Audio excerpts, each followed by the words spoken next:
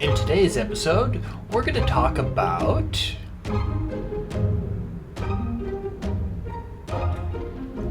splitting the party from the player standpoint and the evil GM.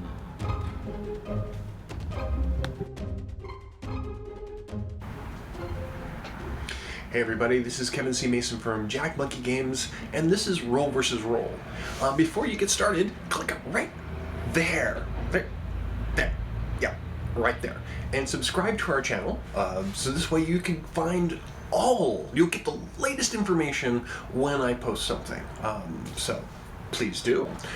Today the topic is splitting the party.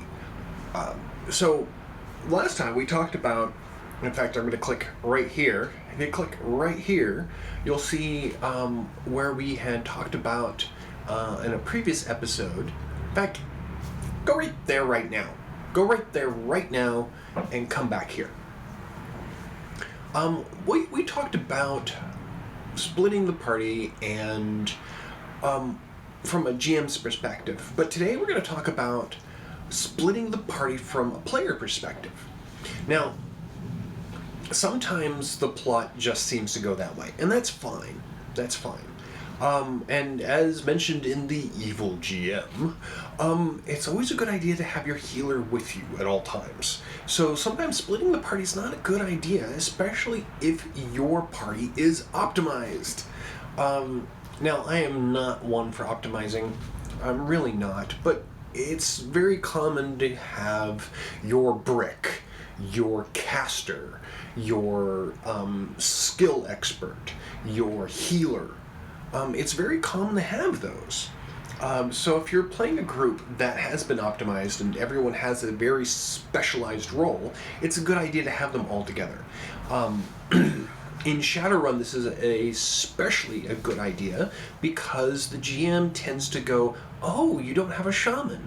Well, guess what? Spirits. Or, you're this big bruiser of a troll, and all of a sudden you're having to deal with this tiny little gnome who casts Mana Ball. And you're pretty much screwed at that point, unless you can defend it. And this is where having a major shaman would be a really good idea. At the same point, being the mage or the shaman and being able to, fling a couple spells, the drain gets pretty heavy pretty quickly if you're casting at full power. So having a street samurai around who can really just dish out lots of lead, these things help out. So splitting a party is not always a good idea. Now, from a metagaming standpoint, okay, let's just state from a metagaming standpoint, if you split the party, the GM has to work extra hard to make sure that everyone gets a turn.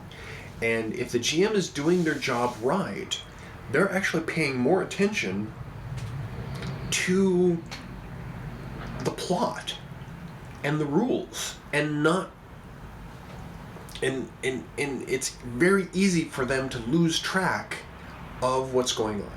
So if you do split the party, immediately assume that you are going to have to be patient at some point, because a battle over here is going to take a while to resolve, whereas your investigation over here, or vice versa, is maybe put on the sidelines.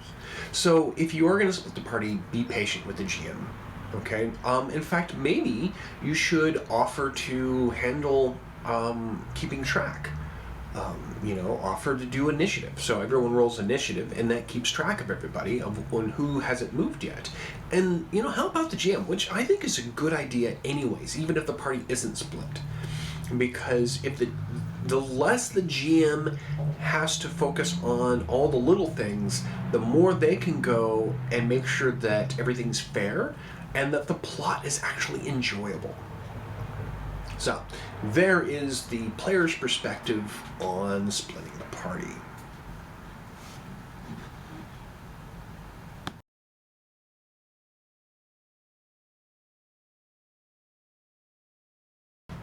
Okay, so today's today's shoutouts are going to be Shadowrun themed, except for one, which is the Steamrollers podcast. Want to thank them once again for actually using roll versus roll in their in their actual play. It's fantastic. So thank you once again for them. So the rest of them are all going to be Shadowrun related. So we're going to start off with Opti.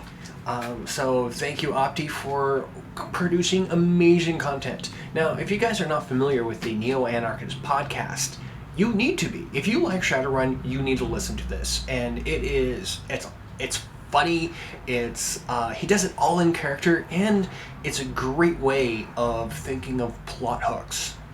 As a GM, if I'm trying to think of an idea to run for a Shadowrun game that pops up out of nowhere, I'll just listen to 10 minutes of his podcast and come up with like 4 or 5 adventures. It's fantastic. The next one, which is the Arcology podcast. Now, this is a community podcast, and they are just fantastic. Mr. Johnson and Box, they have great content. They have great interviews. Their actual play, at first I was like, I don't want to listen to an actual play. And then, I was driving and I kind of got stuck listening to it because I was like, I don't want to listen to someone else play. But I got hooked. And so I downloaded the old episodes and I started listening and I started listening. And currently I'm kind of up and what's going on with Tiny? Holy shit. Tiny gone murder hobo, and without actually being a murder hobo, because there's like in-depth character there. But yeah, what's going on with Tiny? You don't know what I'm talking about? Go listen and find out. So, and then the last one, when it comes to just, everyone says, Shadowrun's very crunchy. Well, if you want to understand the crunch, you've got to go to the Complex Action podcast. This is another YouTube video, and he actually he goes to 5th edition and basically breaks it down and changes it from this highly technical crunch and puts it into terms that you can understand. When I first started trying to understand Shadowrun 5th edition, because my brain's still working 3rd edition, okay? And it was just a really great way of understanding how to play the game. So if you're interested in running Shadowrun, if you're a GM or even just a player, and you want to understand more about how to play Shadowrun, Complex Action. Okay, definitely listen to it. And there you go, folks. You know me as the kind and benevolent GM, but I wasn't always that way. Roll initiative. So you finally defeated my favorite villain with a critical hit. Well, then you wake up. That's okay. It never happened. In fact, you're still 5th level. You kept a copy of your old character sheet, right?